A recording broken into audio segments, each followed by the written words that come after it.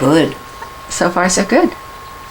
Yeah, well, I'll tell you later after we've seen it. Okay. Virginia, I'd love to know about your background. Where were you born and when were you born? And when did you come to Stanley? I was born in 1924 in Medicine Bow, Wyoming. My mother had come west to avoid the flu scare. My dad was a local banker. And shortly after I was born, the bank went broke and they learned how to live out in the oil fields together and survive. And some of the stories that they told were scary even now. Really? But man had taught them to hang on to each other, watch for snakes. So did they bring you to Stanley? Or did you come to Stanley later on your own? No, we got lucky. We were in Montana for 9 years, and then Fink came down to work for Simplot. Jack Simplot broke up the old highball claim and gave 10 of his men lots for $1 apiece. Wow. So you and Fink were already married when you came to Stanley? Mm-hmm. And where did you live first? When you got to Stanley, what was your reaction when you first saw it? We lived in the old town of Custer at first when we first went up there, because Fink had always loved to fish. And he'd promised himself some time in the back country if he made it home after some damn scary raids over Europe in Ploesti where they were being shot at. And we spent that first summer, we left our baby with Granny Charlotte, and Fink and I in our 35 Plymouth coupe, loaded to the gunnels, headed for Loon Creek. And spent the summer in there on Deck Owen's claim. We only then learned that he'd salted it pretty heavy. Oh. You could find damn near anything if it's been salted well enough. And we learned a lot that summer, but we didn't get fat. We learned how to live off the land and how to survive. Did you enjoy it, or were you Oh God, it was afraid wonderful. of it? We were alive. And there was so much to learn.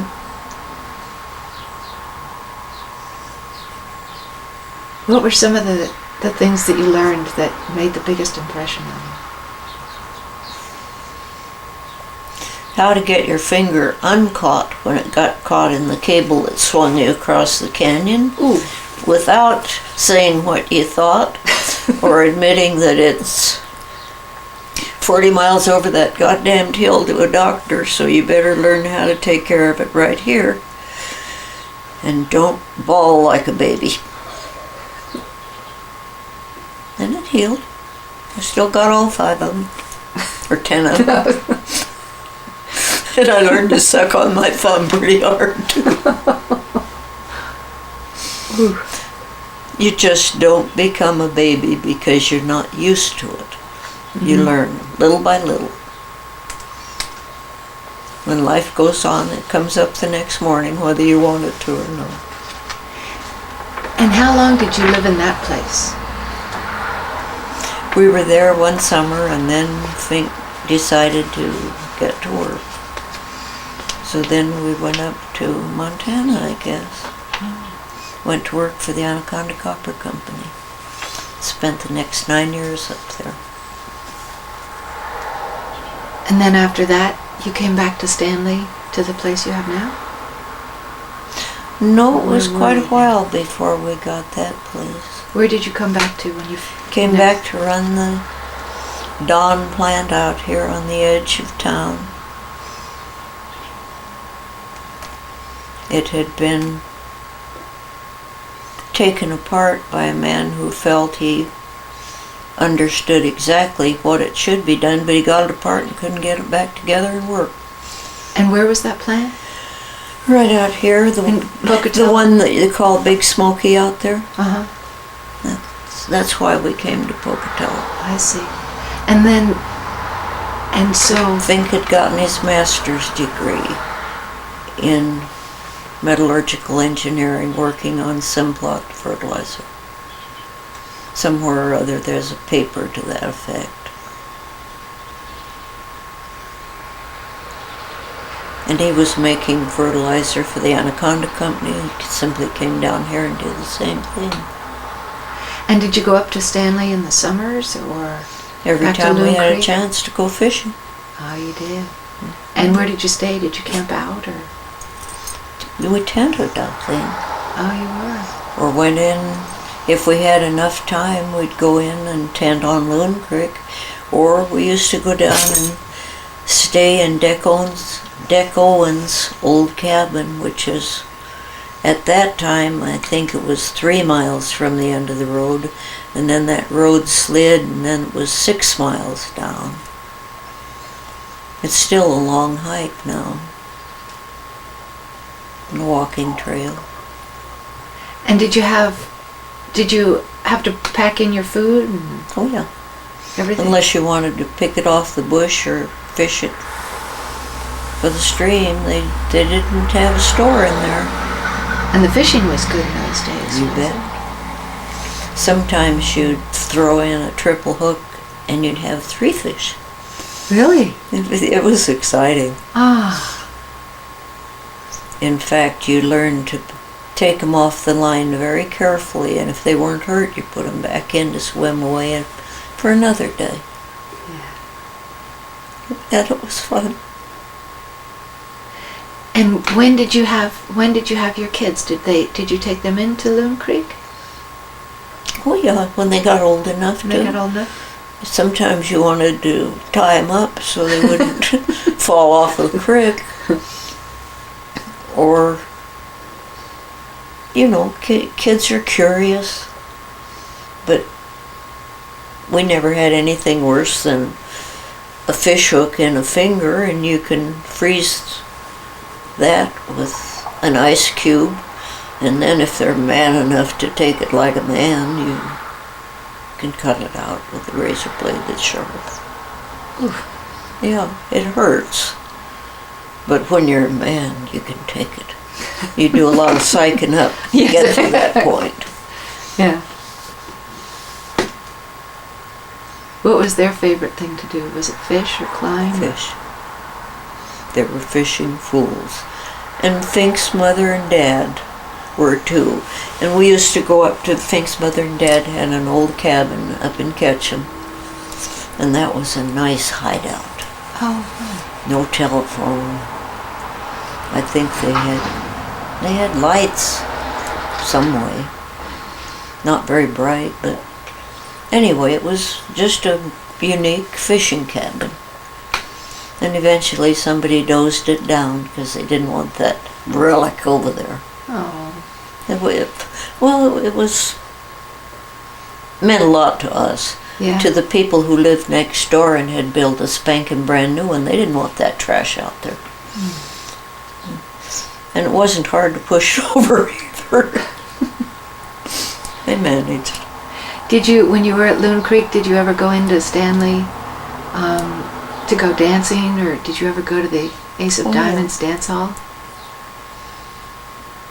Those places? That was Casanova Jack's. And yeah, many's the night we danced. Were there ever any? With the hobs you put in your boots so that you can climb the mountain. You finally take those off because you're going to ruin your floor, and you dance in your stocking feet. It works. Ah. If you're lucky, you remembered your moccasins, but I didn't always have time to remember them. Stockings work fine. What was the music like? Do you remember some of your favorite songs? Usually just 2 or 3 people or anybody that wanted to join. It was eclectic, to put it mildly. Do you remember any barroom brawls, or was there any? They were fairly regular. Were they? You tried to stay out of them. You know, I'd much rather be an observer than get caught with somebody swinging. But yeah, it was an easy way for anybody who was out of hand to signal that they were bigger, stronger, or whatever. Yeah. Maybe yeah. just dumber. You know, I never saw a fist that would settle anything very well. Yeah. It's not a good convincer. What did Stanley look like then? Quiet. There weren't a lot of cars. Mountain Village was just starting to be. No, it wasn't even there. We used to come into Lower Stanley if we wanted to see a movie, because they had a make-believe theater. There were some benches that they showed movies. If you wanted popcorn, you brought your own. And I can remember when the years that we lived there in the gold dredge camp, if we'd leave immediately after work, we could make it on the back road to Chalice and get our groceries and whatever essentials we could buy.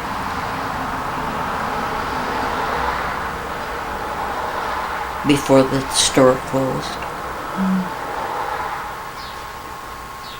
Wasn't heavy-duty shopping. We got enough flies to keep us going. Or learned how to make them. What was the gold dredge camp like? It was an interesting collection of people. Hired because of their capability on that dredge. It was an old bucyrus that had been trucked in pieces and assembled on spot and was slowly working its way up the draw. It was a noisy thing, and they allowed Fink and me to live in the schoolhouse,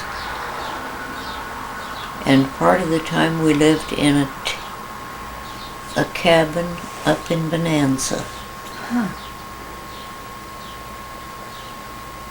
First time I ever was lucky enough to have a cabin with floorboards that you could sweep the dirt down between. I always wanted to go back and do a little panning underneath. Because just shaking Fink's clothes out, you'd see gold going down. He was the gold man on the dredge. Wow. And the stern oiler. No, Tough McGowan was the gold man, the real gold man.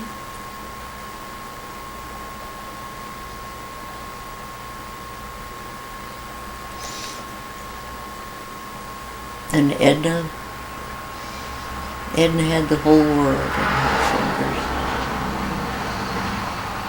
How do you mean?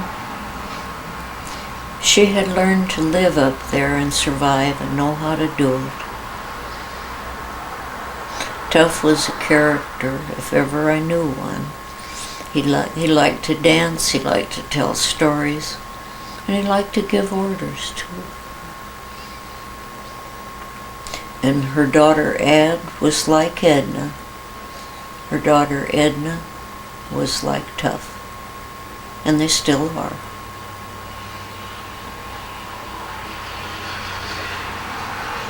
What were the winters like there?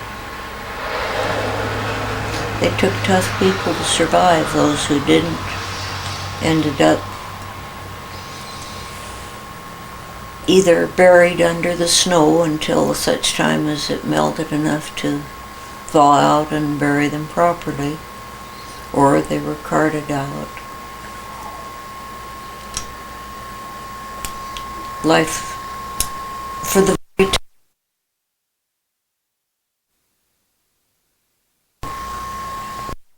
a lot of accidents happen.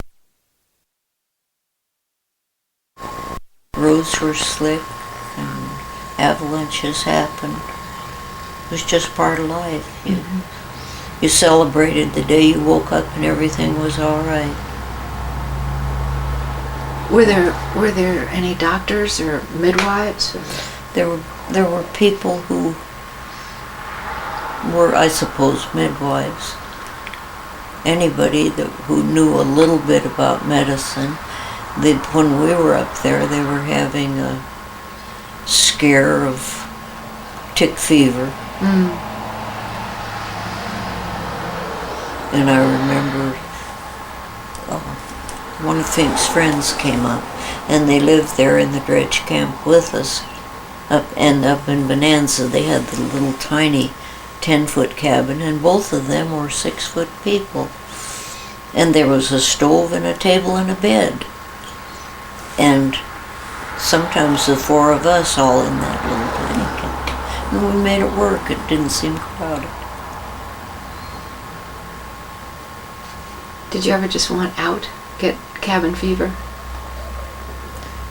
Not really. There were enough things to keep you interested and curious, and you were busy just, I suppose just surviving. Yeah. And there was an awful lot to learn. I was a farm girl, had been raised down on the flat. I wasn't used to the mountains, and God, if I'd had the knowledge Edna McGowan had, life would have seemed so simple. As it was, I had all of that to learn, and pretty darn quickly. So what years were you there? Do you remember about? Golly. To be accurate, when we first went up there, Doug was a baby. In the back of our Plymouth coupe, there was a little place right behind where you would just lean back on the seat, and it had a lip about that tall that kept him from rolling down on us, and that was where he slipped. Dave hadn't been thought of yet, or Chris.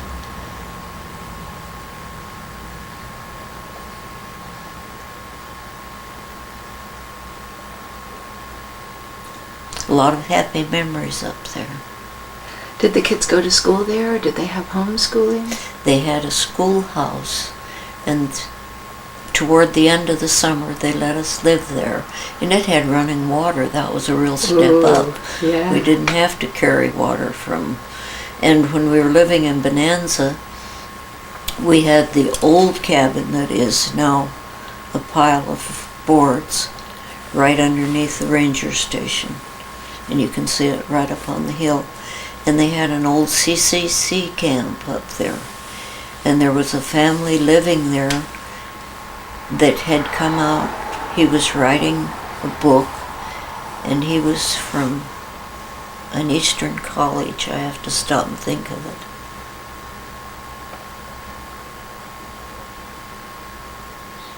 Anyway, a fascinating family. Sorry, I'll give you a name another time. But you enjoyed them, you got to know them and enjoyed them. He was writing a book, and Fink always said he could write a whole essay from his hotel window. Huh. But his wife said, if you'll go out and follow him, because she was worried about his heart. Oh. And he was like a mountain goat out on the trail. And he was always out exploring and picking rock. And then he'd go home and write about it. And he has a number of very good publications that were based on the research he did that summer. So Doug had an extra grandmother, and I got to follow Al. Do you remember some of the things that he taught you that were particularly useful? That You always kept a rock hammer in your pocket. Hmm. It was good to kill snakes or bring home another sample that wasn't half the mountain. You learned to take small pieces or else your pants fell down. It was a simple way of teaching. And then I graduated and got an extra fishing bag that I converted into my rock bag. Ah. And then I could sling it over my shoulder. That was one of my biggest buys that summer in the Stanley store. Was that the store where McCoy's is now? McCoy's. Ah, interesting. If you were to go back in time and mentor someone else there, what would you teach them? Things that you see now so How clearly. to watch the people like Ed McGowan and how she worked with people until she had them wanting to do what she had planned. Interesting. As an exact opposite from the lady who was a really organized woman and a good nurse, but she had a tendency to tell you what to do. That doesn't work. No, it usually didn't. We all got the hell out to the other side of the building where we couldn't hear her. It was relatively easy. You just had to set up an escape pattern when you saw her coming. And we all did. That's not very nice, is it? It's very honest. Well, when you get this old, you can be honest. Or you didn't make it. Because it's hard to keep track of your lies. It's damn near impossible. Did you have electricity there? Some of them did. I remember learning how to use a gas lantern that you pumped up, and I was always afraid of pumping it up too much or I wasn't afraid of candles, but I was afraid of that gas light. Oh, interesting. And there was never, when you're carrying your water from the nearest pump, you're sure not going to be a very adequate firefighter. Yeah. So you fear fire. Were there many fires? I don't remember any that were terrible, but I think it was because we all lived with careful anticipation that it could happen. Yeah. And that sagebrush was dry. Yeah. And at that time, and I don't know it was Red Cop who had a little store there. And we could buy coffee and candles and sometimes sliced bread. I think bread was 10 cents a loaf then. You could always buy salmon eggs. Really? And fish hooks. You could buy the essentials. And I think they even had a gas pump.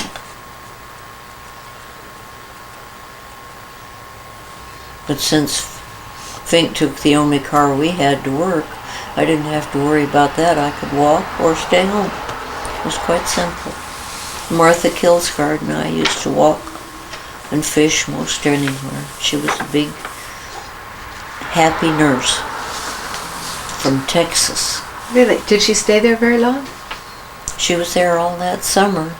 Thor was doing some work for the BLM, I think.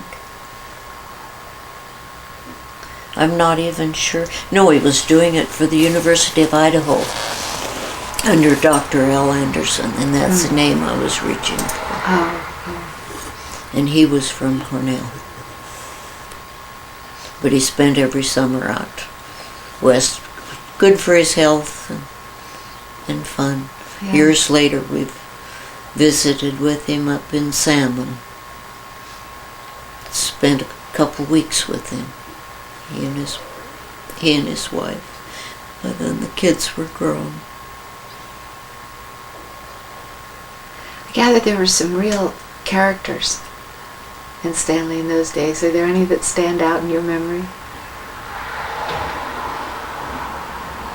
There were some damn fools. But, you know, you just kind of got used to those and worked around them. Mm-hmm. There'd be groups of people that would come in from over on the other side, from the Diamond D, or packers. You could go into Casanova Jack's and find a completely different group of people there anytime.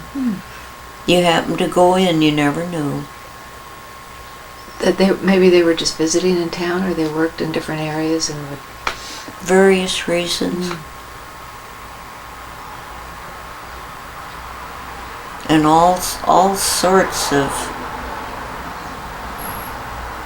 from con men on up or down, I guess.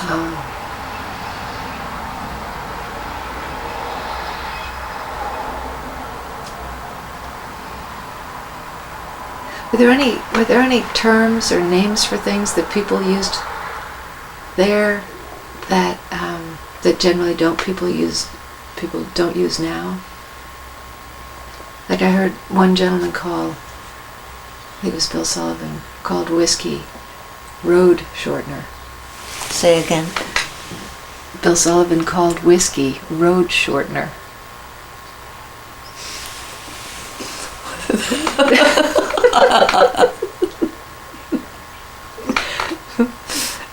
Well,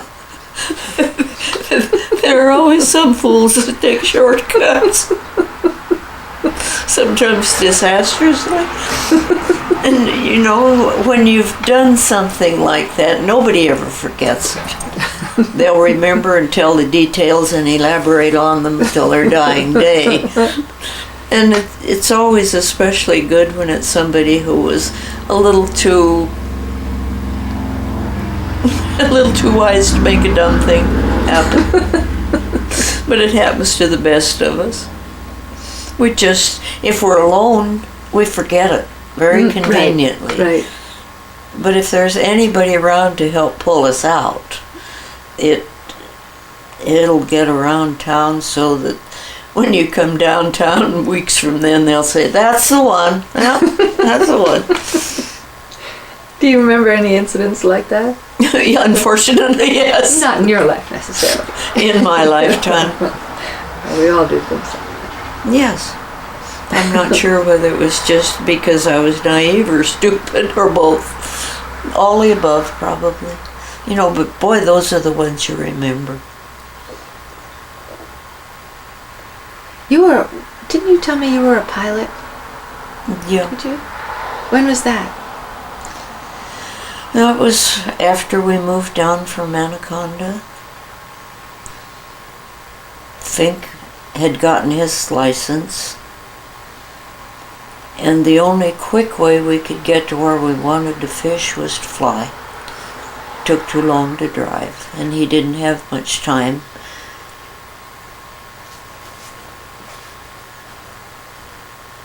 And for a long time he was always pilot in command.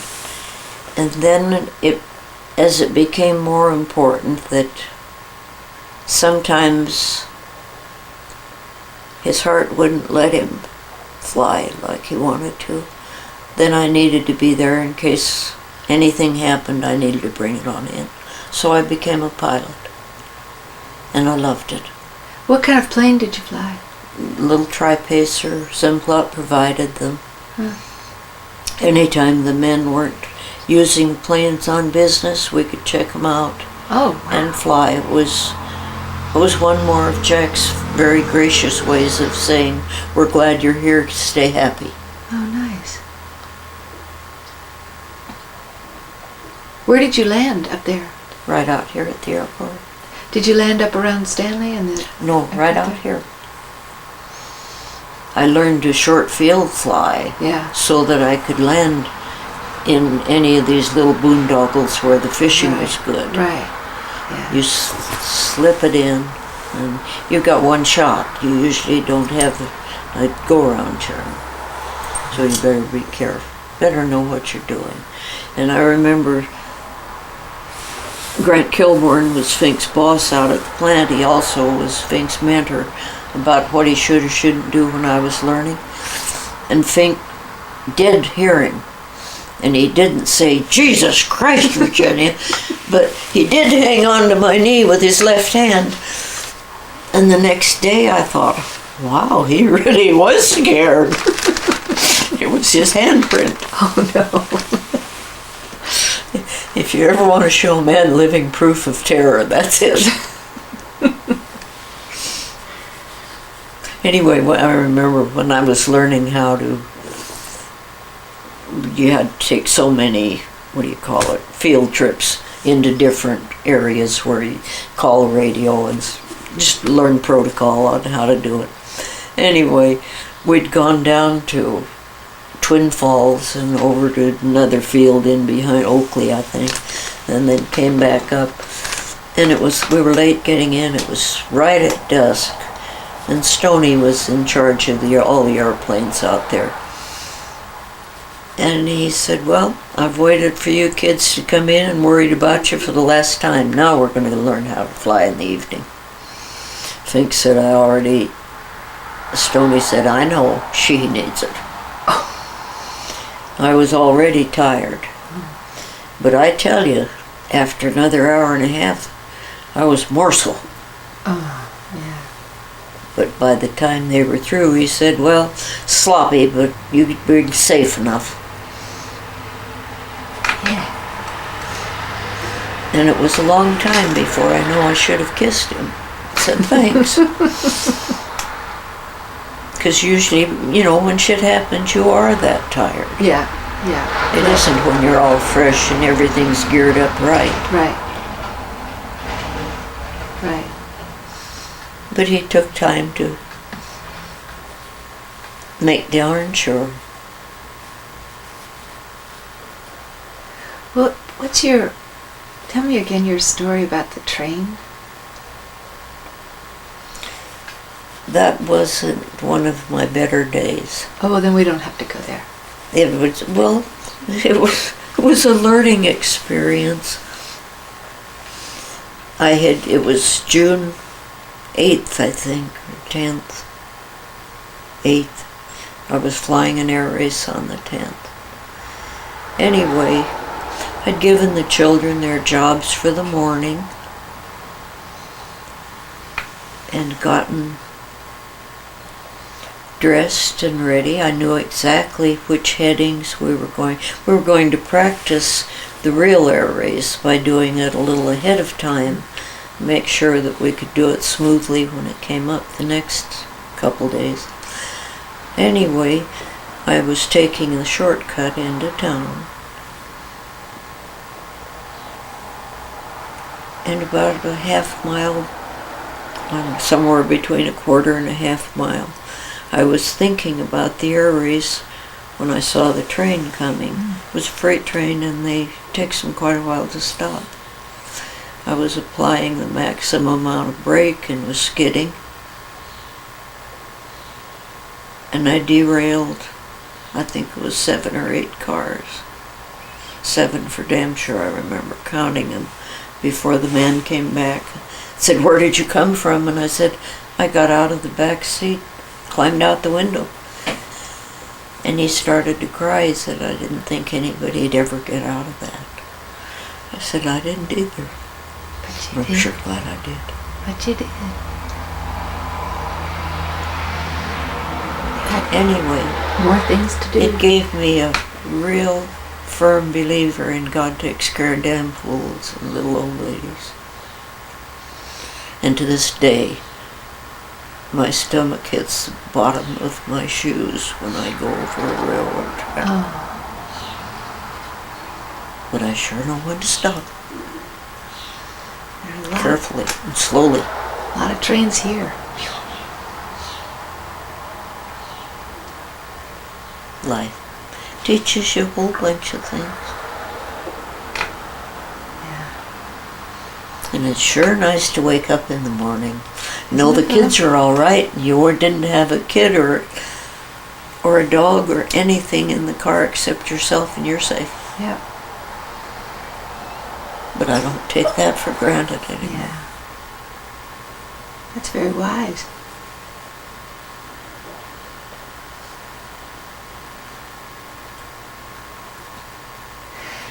Do you remember in Stanley, when you got there, or in Custer, Bonanza, were there any churches there, or was there a lot of talk of politics, or the things that we're so consumed with They talked about today? what happened at the mine last night, or if there had been a snowslide, or it was eclectic according to which group you were listening to, So they were or not. which swing shift they were on. So they were not very concerned about what was going on in the outside world. I mean, what They the were a president- whole lot more concerned about what they were doing, hands-on. Yeah, that makes sense. Whether they went home and listened for the radio, I don't know. We had so little outside contact. Yeah. And with the way we live now, that seems strange. But, even we had a battery radio that worked at times, but you conserved that because batteries were expensive, and it was still, you were still living on not very high wages. Yeah. I could pull figures and find out what Fink made, but it sure wasn't a rich summer. We didn't think about buying a new car. We kept the old one running and hoped you had enough gas and the money to buy new tires, Yeah. because those roads were rough. What do you call them? Washboardy. Washboard, right. Well, and if you got a flat tire, It was a fur piece to get a new tire. Oh. You could learn to put a boot in it. And that was an oddly shaped piece of rubber which would go whoop, whoop, whoop, as it came around. At least you could move forward a little. Well, it would get you in. Huh. To probably where you could buy some more. Wow. And after we did live up there and have our cabin, I remember one morning when I had come over, whatever that pass is, when you're coming up from Blackfoot and get ready to go into Chalice, there's Yep. a cutoff. Yeah. Anyway, I had taken that, and I was going to go in and cook at the Diamond Eve during their hunting season. Anyway, it was a rough road, and I know that. But I didn't expect to have a flat tire at 2:30 in the morning. But it was a moonlit night. I was on a side hill, so I rocked it up effectively so it wouldn't roll, I thought. I cramped it so I would be headed into the hill if for some reason the brakes gave. And I thought I'd done all the things. Anyway, I finally got that blessed tire changed and made it on into the cabin, and I was sitting there thinking, okay, lady, you made it this far, you got a job, but it's over on the other side of Loon Creek Pass, and how are you going to get there? There weren't any telephones. In fact, we just got a telephone 2 years ago, and I still don't have electricity up there. But that day I was sitting there thinking, now, how do I guess I start hitchhiking. Or put a note out on the gate saying I need help. And in drove Tom Demarest with 4 new tires. Oh, no. He said, Virginia, I've worried about you going over that pass. Amazing. He had 4 big old heavy duty tires. Wow. And you think I don't love that man?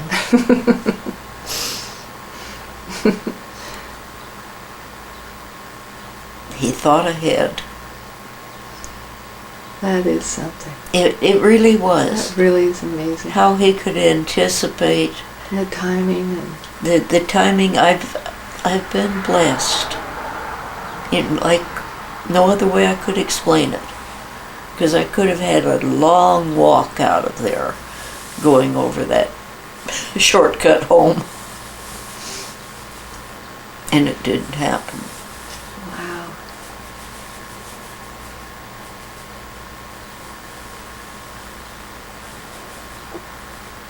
So every day is a new experience, and you just say thank you, God.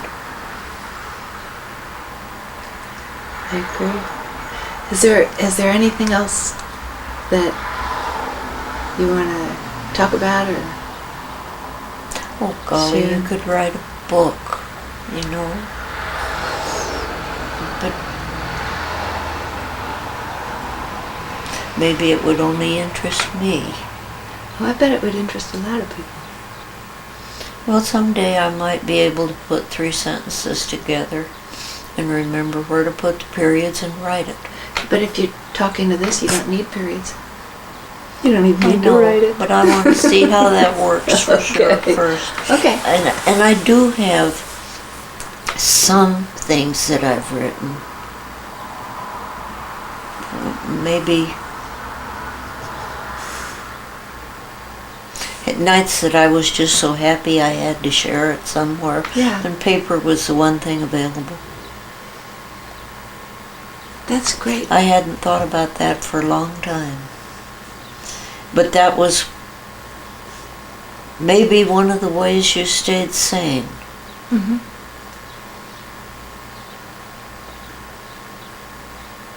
That makes sense. Anyway, sometimes it helps straighten out your thinking, Yeah. to put it down and look at it and say, God Almighty, isn't that stupid? and have to admit it that you did it. Thinking that you knew what you were doing. But all the things that you've accomplished and succeeded at are awfully impressive. Well, some of them have worked out right, and some of them you came a cropper.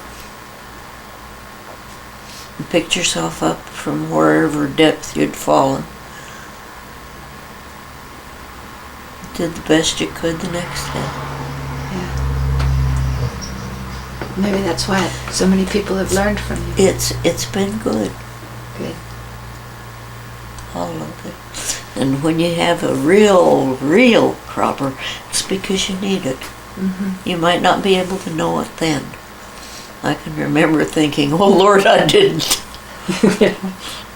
But evidently that's when you learn the most. That's interesting. Need it the most too. So should we turn this off? And Yeah, let's look at it and see how good, bad, or